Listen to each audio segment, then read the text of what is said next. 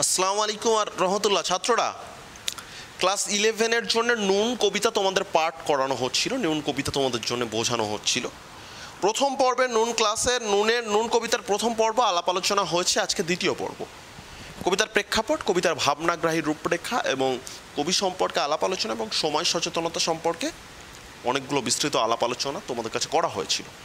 আজকে দ্বিতীয় পর্ব 70-এর দশকের মানুষের জীবন সংকটের চিত্র এবং 77 বা 80 সেই সময়ের মানুষের যে অবস্থান এবং খাদ্যের সংকটের ঊর্ধ্বে উঠে ছিন্নমূল সমস্যা, রাজনৈতিক সমস্যা, এমার্জেন্সি পিরিয়ড এবং বলা যেতে পারে মানুষের বাস্তুহারা মানুষ, ভিটেহারা মানুষের জীবনচিত্র, রিফিউজি সমস্যা, খাবারের জন্য একটু দাবি, স্বাভাবিকভাবে বেঁচে থাকাই সাফল্য, সেই মানুষের কথা। সেই মানুষের ভিটে থেকে, সেই মানুষের দেরাজ থেকে, সেই মানুষের কথায় কবি কিন্তু কবিতা লিখছেন না। মনে করো কবি তাদের কথা বলছেন যারা সেই বঞ্চিত মানুষ, তাদের মুখের ভাষাই কিন্তু কবিতায় উঠে আসছে। ঠিক আছে? তো চলো আমরা এগিয়ে চলি, দেখা যাক কি আছে। আমরা তো অল্পে খুশি কি হবে দুঃখ করে, আমাদের দিন চলে যায় সাধারণ ভাত কাপড়ে। দেখো, নিম্নবর্গীয়ভাবে বেঁচে থাকা মানুষ, অর্থনৈতিকভাবে চূড়ান্ত সংকটপূর্ণ মানুষ, যার কাছে বেঁচে থাকাটাই শুধুমাত্র সাফল্য, আর কিছু তার চাই না, সেই মানুষ কিন্তু জীবনের কাছ থেকে আর কিছু দাবি করছে না। সেই মানুষের জাস্ট বক্তব্য আছে, আমরা তো অল্পে খুশি। জীবন তাকে কিছু দেয়নি, জীবন তাকে সব কিছু কেড়ে নিয়েছে, জীবন তাকে সুখ শান্তি সমৃদ্ধতার ভাব লক্ষণ প্রকাশ করেনি তার জীবনের জন্যে। তাই সেই মানুষ তার মন থেকে প্রশ্ন করছে, আমার তো কিছু চাই না, আমি তো অল্প খুশি, সুতরাং আমার দুঃখ নেই। আমাদের দিন চলে যায় সাধারণ ভাত কাপড়ে। সাধারণ ভাত কাপড় অর্থাৎ বাঁচার জন্য যে যৎ সামান্য খাদ্য, প্রাণ বাঁচানোর তাগিদে যে যৎ সামান্য খাদ্য একজন মানুষের প্রয়োজন হয়, সেই যৎ সামান্য খাদ্য তো সে পাচ্ছে, এবং তার সঙ্গে হয়তো আব্রু বা ইজ্জত বা সম্মান রক্ষা করার জন্য যে নেংটির মতো কাপড় হলেও সেইটুকু যদি সে পেয়ে যায়, তাহলে তার জীবনের কাছ থেকে আর কোনো কিছুই স্বপ্ন নেই, আশা নেই, অপ্রাপ্তির জন্যে ধিক্কার নেই। চলে যায় দিন আমাদের অসুখে ধার দেনাতে। স্ট্রাগল তো মানুষের জীবনযাত্রার সঙ্গে যুক্ত। অপুষ্টিজনিত মানুষ তো অসুখেই ঘটবে, কর্মহীন মানুষ, ভূমিহীন মানুষ তো ধার দেনা করে অভাব অনটন সংকটের মধ্যে দিয়ে জীবন কাটাবে। অসুস্থতা, অন্নহীন আমলাশলের মধ্যে যে অসুস্থতা ছিল, অপুষ্টিজনিত অসুস্থতা তো মানুষের জীবনযাত্রায়, অস্বাস্থ্যকর পরিবেশে বেঁচে থাকার সংকট তো মানুষের জীবনযাত্রায়। সুতরাং এই সংকট, এই পরিস্থিতির দোহায় বা চাপ বা পরিস্থিতির ভাবনামূলক রূপরেখা কবিতার মধ্যে দিয়ে প্রকাশ পেয়েছেন। তাই কবি বলছেন না, সেই অসহায় আর্ত মানুষ বলছেন, চলে যায় দিন আমাদের অসুখে ধার দেনাতে, রাত্রিতে দু ভাই মিলে টান দিই গঞ্জিকাতে। দু ভাই শব্দটি কিন্তু বাপ বেটা অর্থে প্রয়োগ করা হয়েছে, দুই ভাই নয়।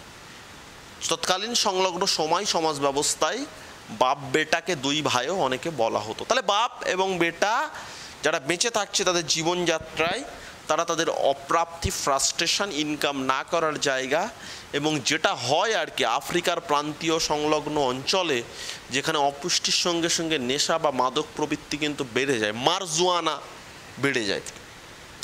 সুতরাং সেই জায়গা, সেই ভাবনার প্রকাশ বা রূপচিত্র এইখানে এমনভাবে প্রকাশিত হয়েছে, তার কারণেই কিন্তু এই কথাটি বলছে যে রাত্রিতে দু ভাই মিলে কি করছে, গঞ্জিকা বা গাঁজাতে কি করছে, টান দিচ্ছে জীবনের হতাশাগুলোকে ভুলে থাকার জন্য।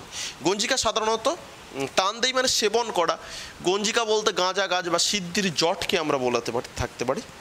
তারপর দেখো কি আসছে, সব দিন হয় না বাজার, হলে হয় মাত্রা ছাড়া।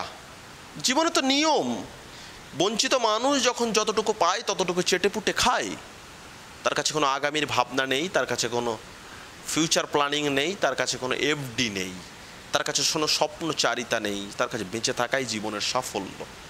সেই সাফল্য নিয়ে বেঁচে থাকা মানুষের রূপ এবং তার ভাবনার চিত্রায়ন এমনভাবে কবিতায় প্রকাশিত হয়েছে বা প্রচারিত হয়েছে, সেই মানুষ আসলে আর কিচ্ছুটো চায় না। সেই মানুষ শুধু এইটুকুনেই চায় যে যেদিন যতটুকু পাবো ততটুকু চেটে পেড়ে খাবো, বাজার করব, ভরিয়ে খাবো, কিন্তু যতটুকু পাবো না ততটুকু কিন্তু আমি আর খাবো না। ঠিক আছে, এই যে পর্ব বা এই ভাবনার কথা কিন্তু বা গ্রন্থন এইখানে ফুটে উঠেছে। তারপরে কি আসছে দেখা যাক। তারপরে যেটা আসছে সেটি হচ্ছে, বাড়িতে ফেরার পথে কিনে আনি গোলাপ চারা। বাড়িতে ফেরার পথে কি আনছি আমরা? গোলাপ চারা কিনে আনছি। গোলাপ চারা কিন্তু নিম্নবিত্তের জীবনে গোপনে থাকা সৌন্দর্য চেতনার প্রতীক। গোলাপ কিন্তু ভালোবাসার প্রতীক, গোলাপ কিন্তু উচ্চাকাঙ্ক্ষার প্রতীক, গোলাপ কিন্তু স্বপ্নচারিতার প্রতীক, গোলাপ কিন্তু মুক্ত দিশারি প্রেমের প্রতীক। দরিদ্র সংকটপূর্ণ মানুষের জীবনেও তো স্বপ্ন থাকে, সৌন্দর্য চেতনা থাকে, তার কাছেও ভালোবাসা থাকে, তার কাছেও রূপ বিলাস থাকে। সেজন্য রাস্তার ধারে গোলাপ চারা বিক্রি হলে ইনকামটুকু না থাকলেও অল্প পয়সায় সেই গোলাপ চারা নিয়ে নিজের বাড়িকে সুন্দর করার কিন্তু প্রচেষ্টা, প্রবণতা মানুষের মধ্যেই থাকে। কিন্তু পুঁতবো কোথায়, সেটাই ঘটনা। মানুষ যেখানে খাবার পাচ্ছে না, যেখানে বাসস্থান নেই, বিলাসিতার বৈভব, সৌন্দর্য চেতনার গোলাপ, সেখানে পুঁতবেটা কোথায়? ফুল কি হবেই তাতে? এটাই তো সন্দেহ, এটাই তো সংশয়, এটাই তো জীবনের চিত্ররূপ, জীবনের বেদনাতায়ন। আমরা মাঝে মধ্যে বলি গোবর গাদায় পদ্ম ফুল ফুটেছে, কিন্তু সেই পদ্ম কিন্তু যত্নের অভাবে অনেক সময় কিন্তু বিনষ্ট হতে শুরু করে। গরিবের ঘরে প্রতিভাদার সন্তান কিছু আসলে অর্থের অভাবে মাঝে মধ্যে বিনষ্ট হতে শুরু করে। ঠিক তেমন করে আমার যেখানে খাবার নেই, যেখানে গোলাপ চারা আমার পোতার জায়গা নেই, কোনো অস্বাস্থ্যকর পরিবেশে গোলাপ চারা পুঁততে পারি, কিন্তু আমি কি সত্যিই যত্ন নিতে পারবো? বড় লোকের বাড়িতে টবের মধ্যে দিয়ে ঝিরিঝিরে জলের ফোয়ারা দিয়ে যেভাবে আমরা গোলাপকে তারা যত্ন নিতে পারি, যে মানুষের জীবনে সামান্য লবণের ব্যবস্থা নেই, সে কি সত্যিই গোলাপকে যত্ন নিতে পারবে? তার সংশয়। সে অনেক পরের কথা টান দিই গঞ্জিকাতে। তারপর যা হয় হোক, জীবন আমাকে যেভাবে নিয়ে যায়, আমার অর্থ, আমার বেদনা, আমার প্রাপ্তি, আমার স্বপ্নের পূরণ হবে কি না হবে, এই দ্বিধাদ্বন্দ্বর, এই নৈরাশ্য, এই হতাশা যখন জীবনের সঙ্গে যুক্ত হয়ে রয়েছে, তখন গঞ্জিকাতে টান দেওয়ার কথাই কিন্তু কবিতার মধ্যে ফুটে উঠছে। ফ্রাস্ট্রেটেড লাইফ নিয়ে আরও নেশার মধ্যে জুড়ে যাওয়াই। আমরা তো এতেই খুশি, সত্যিই তো তাই। স্বপ্নচারী মানুষ যখন স্বপ্ন ভাঙার যন্ত্রণায় ছটফট করে, ছটফট করতে করতে করতে করতে আসলে তার জীবনকে একদিন সে মেনে নিতে শুরু করে। এই মেনে নেওয়া জীবন, এই মেনে নেওয়ার জীবনের সমৃদ্ধি, এই মেনে নেওয়া জীবনের রূপরেখা, রূপকল্প তার জীবনের সঙ্গে এমনভাবে সংযুক্ত হতে শুরু করে, তার কাছে আর কিছু নয়, এই মেনে নেওয়াটাই জীবন হতে শুরু করে। তার জন্যেই কবি বলেছেন, আমরা তো এতেই খুশি, বলো আর অধিক কি চাই? আর কিছু চাই না, আর কিচ্ছু চাই না।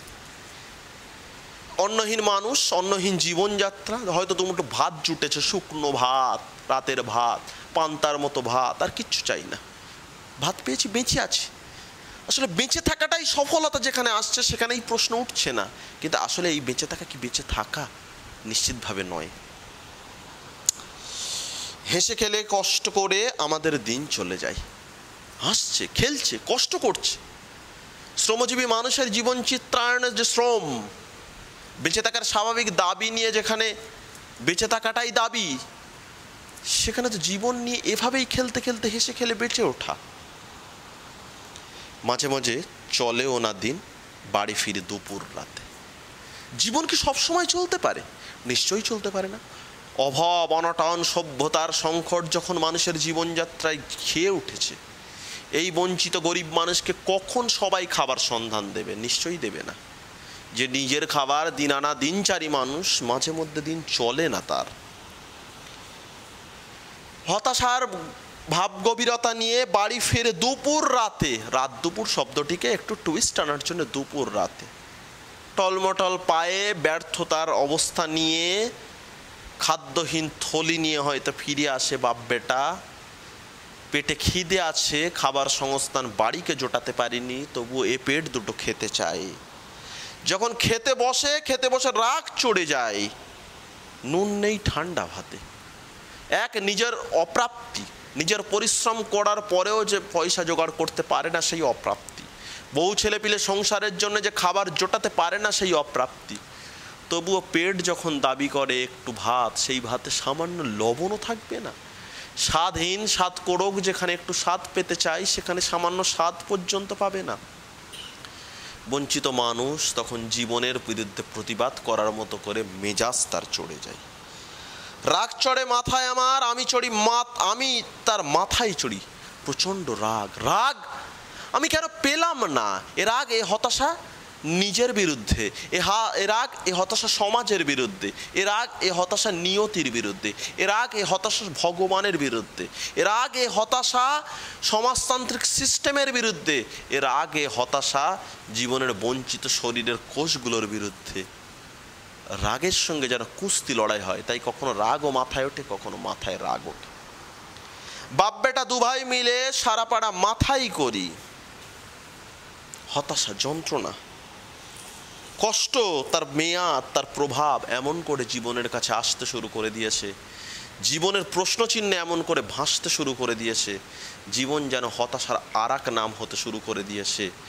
সেখানে সমস্যা, নিজের যন্ত্রণা, নিজের বক্তব্য, নিজের অপ্রাপ্তি চেঁচিয়ে গালাগালি করে, স্ল্যাং ইউজ করে, ব্যঙ্গ করে, তর্ক বিতর্ক করে সারা পাড়াকে মাথায় তুলিয়ে দিলেও তার কাছে কোনো বেদনা নেই, তার কাছে কোনো দুঃখ নেই। কারণ সমাজের সে স্বীকৃতি মুখ নয়, তার কাছে দুমুঠো খাবার জোটার তাগিদটাই জীবনের বক্তব্য। সে খাবারের স্বাদ যখন নেই, সে মানুষের হতাশা, ব্যঙ্গ, তার রাগ সমগ্র সমাজ ব্যবস্থার বিরুদ্ধে যেন প্রশ্নচিহ্ন তুলে ধরেছে। এই হলো কবিতা। কবিতার বিষয়বস্তু পড়ো, তার লাইন টু লাইন আলাপ আলোচনা হোক। 70-এর দশকের মানুষের যে জীবন সংকট কবিতার মধ্যে দিয়ে প্রকাশিত হয়েছে তা আলাপ আলোচনা করো, এবং প্রত্যেকটি লাইনের ওপরে ভিত্তি করে যে সমস্ত প্রশ্ন উত্তর হতে পারে সেগুলো চর্চা করো। এই চর্চাগুলোর মধ্যে দিয়েই তোমরা নুন কবিতাকে বিচার বিশ্লেষণ করার চেষ্টা করো। বারবার ভিডিওগুলো দেখো, বারবার টেক্সট পড়ো। যেখানে বুঝতে পারছো না নিশ্চয়ই আমাকে জানাবে। আপাতত বাড়িতে থাকো, সুস্থ থাকো। তোমাদের কবিতার আলাপ আলোচনার ফিডব্যাক তোমরা নিশ্চয়ই ভিডিওর কমেন্ট বক্সে জানাবে, আমাকে মেসেজ করে জানাতে পারো। সমস্যা হলে নিশ্চয়ই কল করবে। কথা হবে আগামী দিনে। আপাতত সুস্থ থাকো। ধন্যবাদ সবাইকে।